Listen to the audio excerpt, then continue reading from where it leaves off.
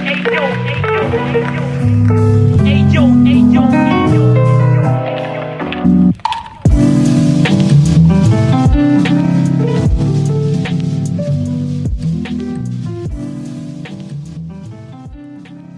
project is a no-profit foundation about visual art and photography. If you want to help us, just drop a donation on buymeacoffee.com/Berlin Explorer. So, welcome to this 50 minutes of experience. Today I'm with Jocasta Oliveira. Welcome, Jocasta. Welcome. Thank you very much, Emiliano. It's such a pleasure to be here talking with you. Yeah, it's really nice to hear that. So, as you know, I would love to, if you can introduce a bit of yourself, and then we can go on talking about some experience you did or some point of view. Okay, well, so I'm Jocasta. I'm 33 years old. I'm a Brazilian living in Dublin right now. And I describe myself as a hobbyist photographer, and I'm a film photographer enthusiast. So I really like exploring new kinds of analog cameras and photography, and developing my own film and experimenting with film as well. Cool. So I have seen that you experiment a lot in photography and you shoot a lot with film. First question of all is, photography is your main job? Did you hear Sorry, me? can you say that again? I said photography is your main job. Can you hear me? Now I can. Yes, you can say that again. So photography is your main job? No, not really. For pretty much most of my life, I've been working as a teacher. I have a degree in English language and literature. So photography was a way that I found to actually deal with my anxiety problems. It's pretty much my main hobby, and it has such a therapeutic effect on me. So Yeah. It is something that it's part of my everyday life nowadays, but unfortunately, it's not my main job. So I can imagine you spend a lot of money on film, and yeah, actually it's not your main job. Then to get back this money, it's quite difficult. Yeah, it is a pricey hobby, but I also think it pays off. It really does. Yeah. So I was in a shop of film photography, and yeah, I started to see that film costing they cost the double of what I was remembering, and I said, "What the fuck? What happened Yeah, I here?" mean, yeah, film seems to be quite trendy nowadays. People are coming back to film and into analog. And as I told you, I mean, the pandemic changed so many things in our lives, and especially dealing with, I don't know, the speed of things and of our lives, you know. And I don't know, analog photography makes you see things in a slower way and with a slower pace, and it's very DIY. You know, you feel like in charge of everything you do, and this is fascinating, you know, for me, and I guess for many people now as they are coming back to analog. Yeah, it's nice. I mean, I don't know. For me, it's both. It's photography is photography, so it doesn't matter if I do it analog, digital, or where else. For me, it's an experiment. Also, when I shoot in digital, still now, I'm finding a new technique to shoot in digital in a different way. And for me, it's always an exploring part, photography in general. And there is a trend of film photography, actually. A lot of people shoot with film. And something I don't like sometimes to hear is probably that a lot of people think they are better if they shoot in film without shooting in digital. And this, for me, it's a bit selfish as comment, because if you are a good photographer, it doesn't matter if you shoot with the film, with digital, or what else. It's matter what you catch and how do you catch, and why you choose this picture to show to us and what behind this picture is. And doesn't matter if the picture look really beautiful. It's important to show something we never seen probably, or from a perspective it's unique. And this is a bit of reason why I started also to doing this podcast, because I'm really interested to know why people shoot pictures. And yeah, it's really difficult to get an answer from that. There is a lot of answers, a lot of them, they are so close each other, but sometimes it's something much more unconscious that that we do it, that you know. And so let's start with you. Why you shoot photography? Well, as I told you, a couple years ago, I found out I had some mental health issues to take care of, and I needed to find something, a hobby, an activity that has a therapeutic effect on me, and that was photography. And it helped me dealing with anxiety and other mental health issues by playing the narrator of everyday events and places, and also being a very keen observer of my surroundings, of the people around me, and even connecting with other people. So that's why I photograph. That's interesting. And how photography helped you to surpass or to accept your mental health problem? How, I mean, practically, how there was some Yeah, moment? when I'm outside with my camera, sorry, yeah, go ahead. Yeah, there are some moment particular that you remind that gave to you a clear sign that was helping you that. Yeah, definitely. I think that the turning point, the moment I realized it was really, really helping me, was when I moved from Brazil to Ireland, which is quite a big change, you know. I arrived here in Dublin, and it was winter, it was November, it was very cold, very dark. And for a Brazilian person, this is not exactly what we have in our country. You know, in Brazil, it's hot pretty much every day and all year long. And we don't have like the change of seasons as we have here in Ireland and the rest of Europe. And it seems something, I don't know, silly, but it does affect your mental health as well. First, the fact of the change, moving from a tropical country to a cold country, and the weather, and I don't know, having to deal with a new life, new things, having to wait for my visa, and not having friends and people, you know, or family around. Yeah. So I decided to get to know the city and with my camera Yeah. during winter in the dark.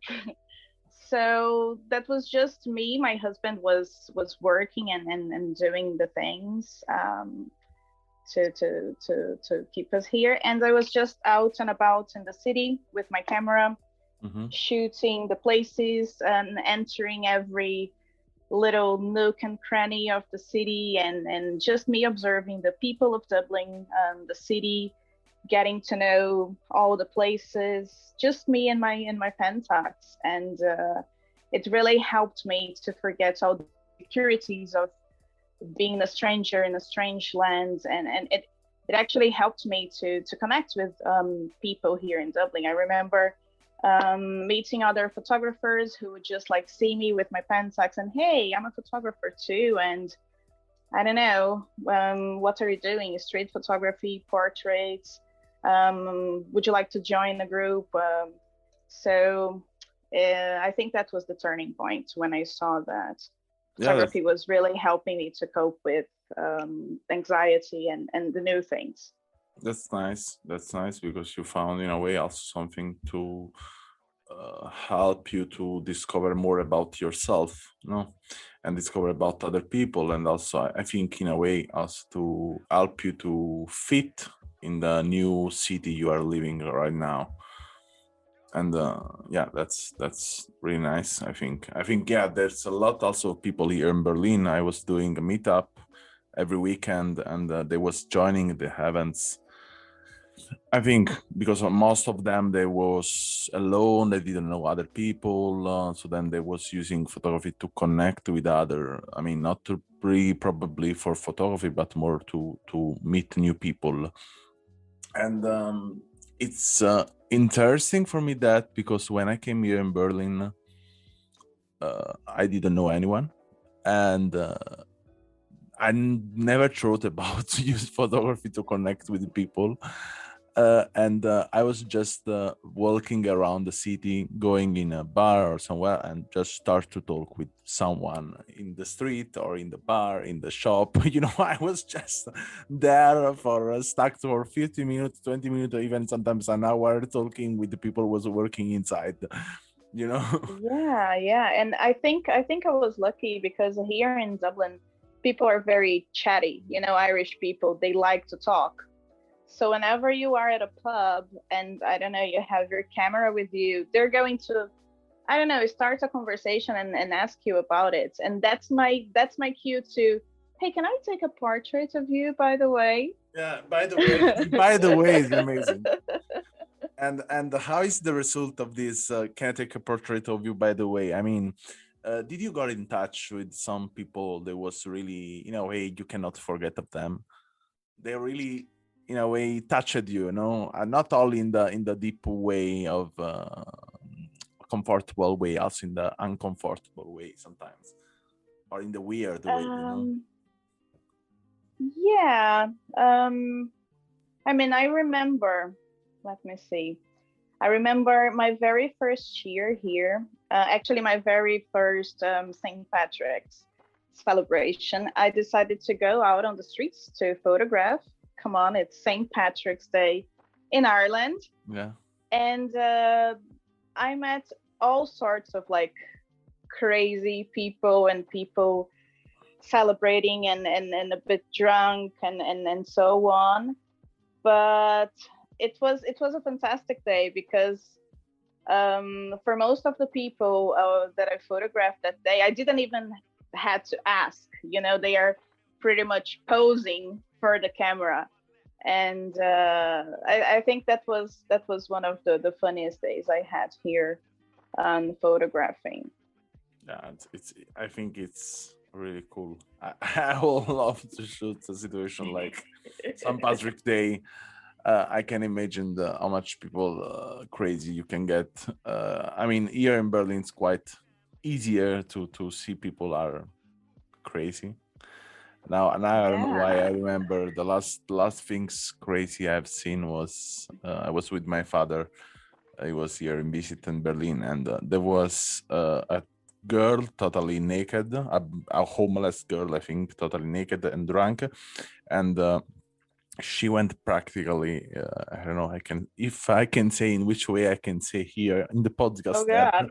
but she went to another homeless who was practically totally drunk, laying on the street in overdose or where else, and to stole the beer of this other homeless, she put her ass on the face of him, and then she stole the beer and ran it away.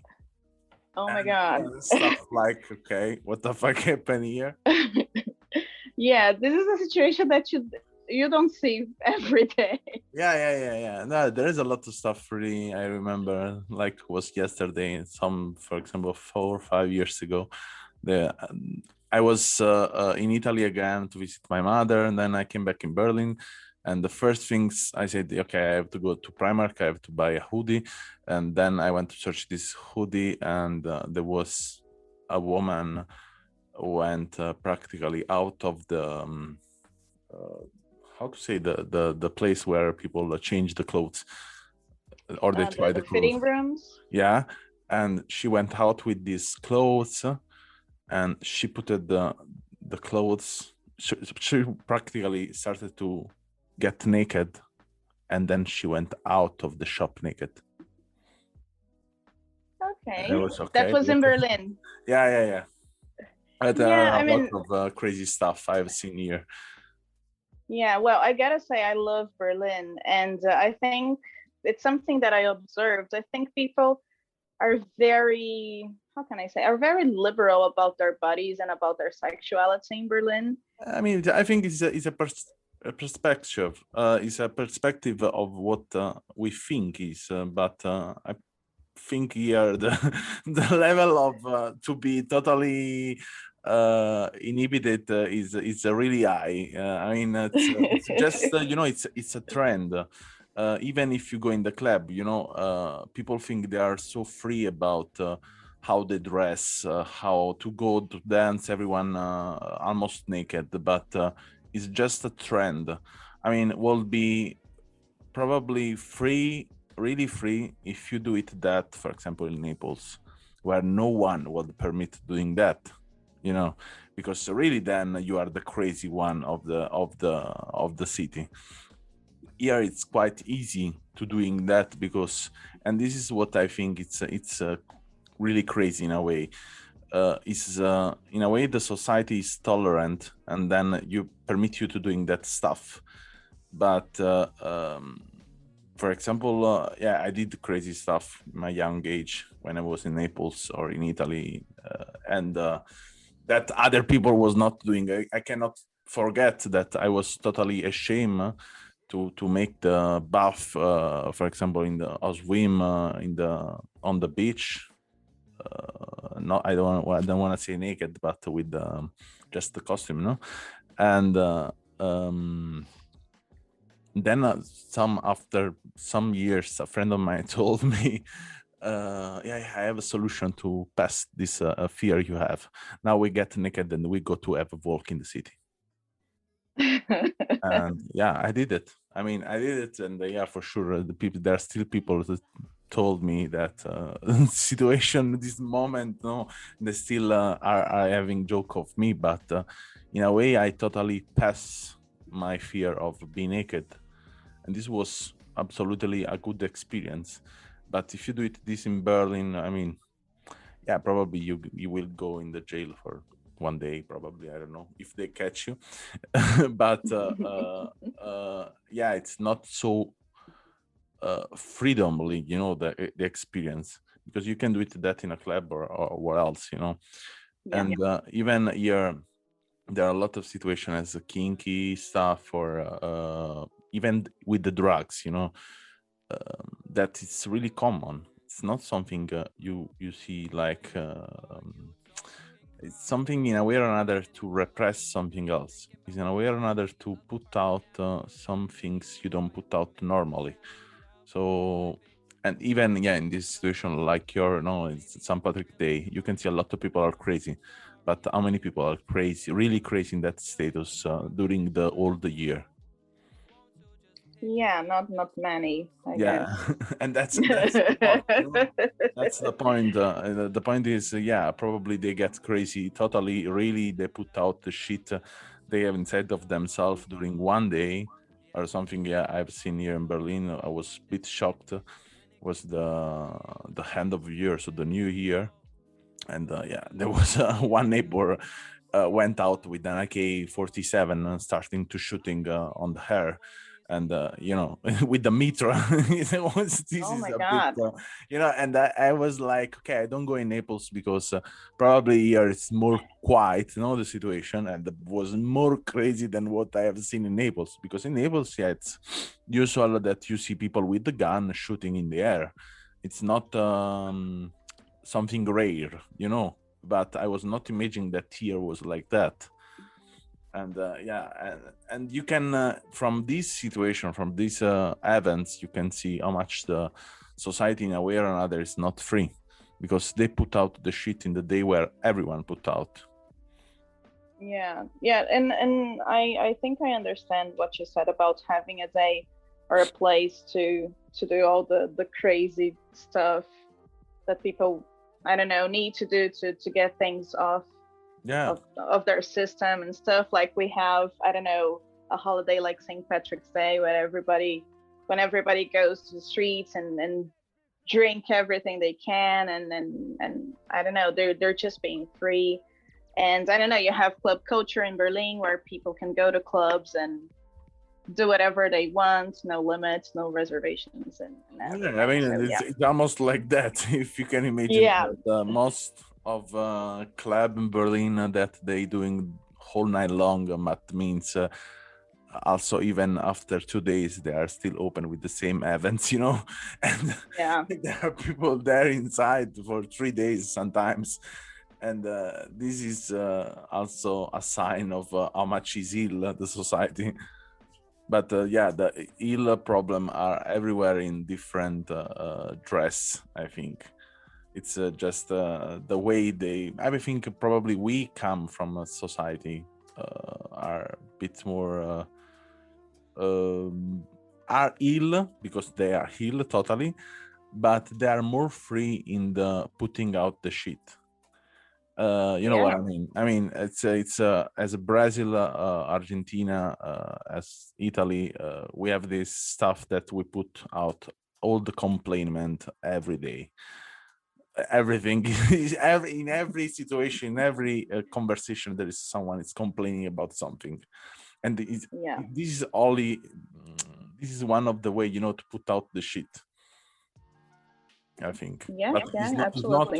it's not healthy for sure, but is also a way. It's a difference from other countries. They have this reservation about the emotion, intensive emotion, and then they put out in some particular days.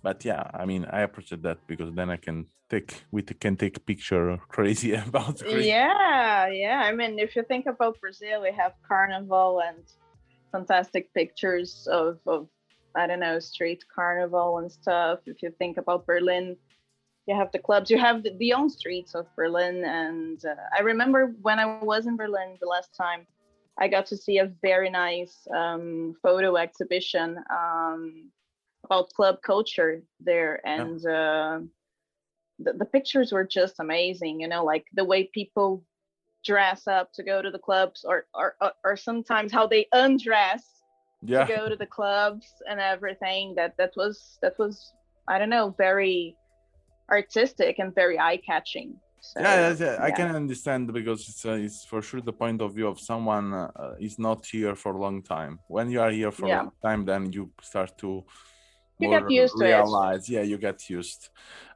Just a last question before we stop our podcast. I want to ask you if you have to doing some experience you didn't do it until now. What would you like to do? What would you like to find out tomorrow? About photography. About your life. I mean, photography is just the tool we use to connect with what we like. I mean, even if it's not related to photography and it's related, I don't know. And you tell me, well, I think it will be related to photography anyway, because it is such a big part of my life.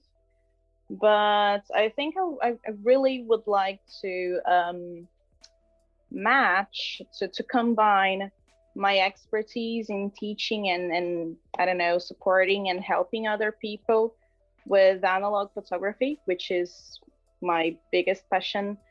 I always leave like an open channel on my Instagram for people who want to start shooting film and don't know how to start, where to start.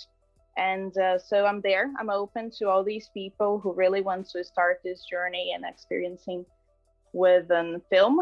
And I'm thinking of in the near future, I don't know, and supporting people, offering like courses in my very beautiful own apartment, and to teach people how to the basics of developing film and experiencing with analog photography. And this is another way I found out to connect with other people and keep the craft of analog photography alive.